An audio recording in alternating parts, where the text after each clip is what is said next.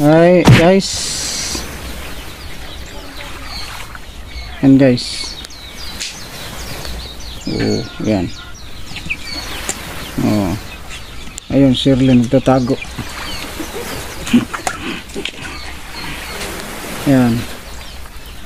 Naglamaw mi guys, lamaw or ano ba Tagalog? Ano ba Tagalog ang lamaw be? Be? Sa salad yata, salad. Buko salad, bubuko salad kami guys. Ayan oh. Ayan oh. Ayan asawa ko, ayan oh. Ang laking katawan oh. Ayan. Kukuha kami ng buko. Naggagawa kami ng salad.